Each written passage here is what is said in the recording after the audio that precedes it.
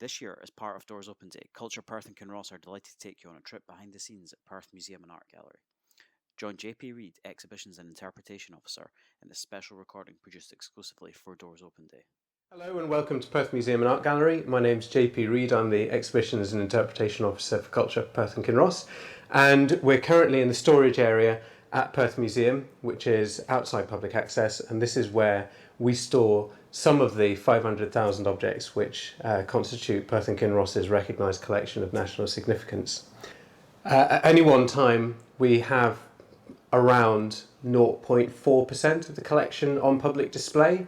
There simply isn't enough gallery space to show anywhere near the amount of material that is held here. So we're going to have a look around the stores and look at some of the objects which aren't currently on public display. We're now standing in the Natural History store, which is where some of the 153,000 objects which comprise natural history collections are housed. These consist of fossils, minerals, taxidermy, bird skins, herbaria, insects, plaster casts, and these really diverse collections come from a number of sources, but the principal two ones are the Perth Literary and Antiquarian Society and the Perth Society of Natural Sciences and their museum on Tay Street, the Natural History Museum. So it means that this collection is actually quite old in its root, and we're going to look at some of the older objects to talk about condition and the implications of storage and display.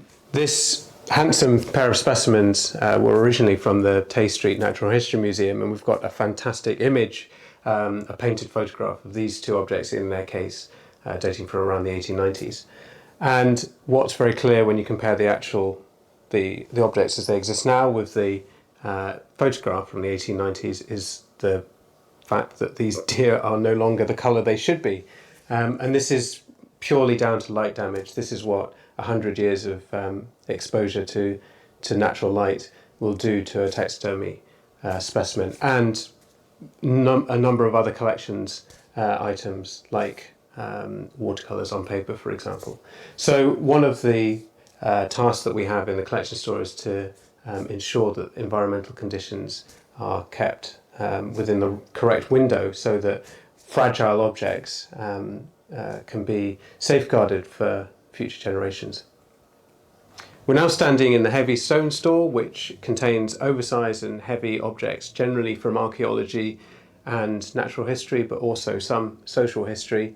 The archaeological material contains a lot of urban fabric of medieval and post-medieval Perth and is fascinating in gaining a glimpse into what some of the important buildings in Perth would have looked like before they were lost.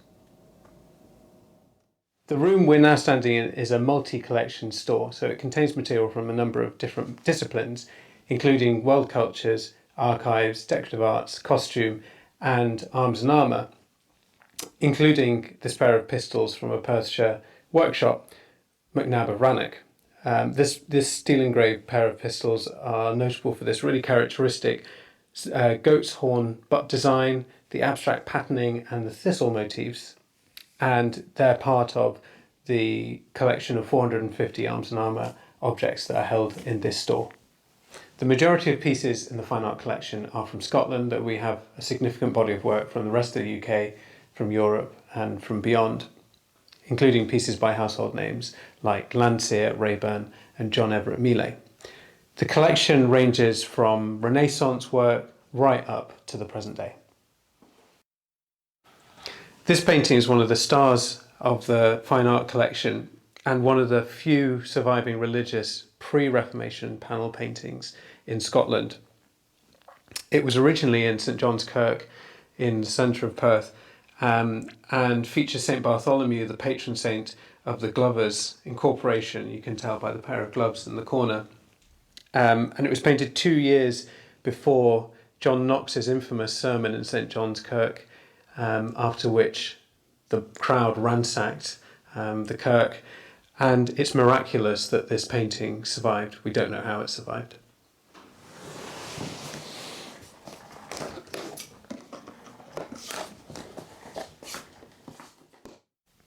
We're now standing in the print room, which holds the majority of our fine art works on paper, such as watercolours, engravings, and pencil sketches.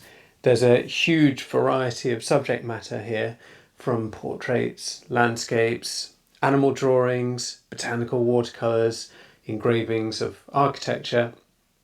And this is where we hold our collection of Beatrix Potter watercolours and other collections of significance, like this set of engravings by David Octavius Hill called Sketches of Scenery in Perthshire from the 1820s. As well as offering an insight into a romantic perspective on Perthshire landscapes, this series is also significant because David Octavius Hill, who was from Perth, would later become an early photographic pioneer, working with Robert Adamson from the 1840s. We're now standing in the social history store where we house the social history collection, which comprises about 7,000 objects. This is a huge range of material from television sets, radios, musical instruments, bicycles, industrial equipment, farming equipment, and everyday household objects. And this collection of 7,000 or so objects allows us to build a picture of everyday life in Perth and Kinross from the 16th century right up to the present day. This is the conservation lab. This is where we assess the condition of objects and, where appropriate, undertake conservation treatment.